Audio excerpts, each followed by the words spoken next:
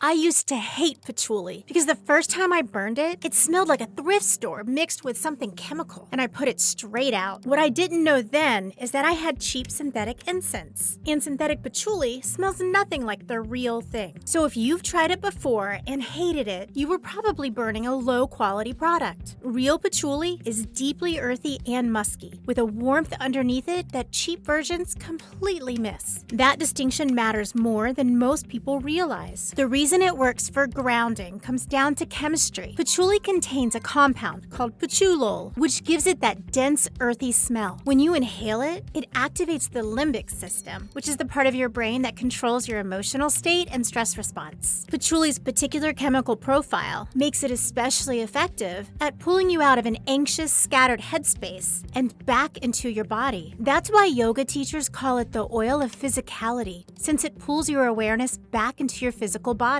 So, find somewhere you won't be interrupted. It doesn't need to be a dedicated meditation room. Even a bedroom with the window open works perfectly well. The ventilation is non-negotiable with patchouli because it's a heavy, lingering scent, and in a closed room, it will become overwhelming quickly. Make sure you also use a heat-resistant holder like ceramic or stone, instead of using flimsy metal ones that tip over. Place it on a stable surface, away from anything fabric-like, such as curtains, bedding, or paper. And before lighting, take 30 seconds and actually ask yourself what you need right now. Patchouli is specifically connected to the root chakra, which governs your sense of safety and stability. When that's off, you feel anxious, foggy, like nothing in your life feels solid. That's why it's good to set your intention. To light it, hold the tip in the flame for a full 10 to 15 seconds. Most people pull away too early and wonder why it keeps going out. When you blow it out, you should see a steady ember and then a thin ribbon of smoke, not thick, billowing clouds. Blow on it gently to settle it and then sit down, close your eyes, and let the scent do the work. Grounding meditation can sometimes leave you feeling heavier than usual. That's normal and actually a sign it worked. The more consistently you use patchouli incense for this practice, the faster it works. Your brain starts to associate the scent with that grounded state, and eventually, just smelling it starts to bring you back to baseline. Also, you don't have to keep switching scents every session. Just pick one and stick with it. And when you're done, don't rush up. Make sure your incense is fully out before you leave the room. Patchouli lingers for hours after burning. Some people love that, but if it's too much for you, half a stick is honestly enough. You can always burn more, but you can't undo what's already in the air. Oh, and if you have epilepsy, check with your doctor before using patchouli. I've heard someone say that it may trigger seizures, though reactions may vary with people.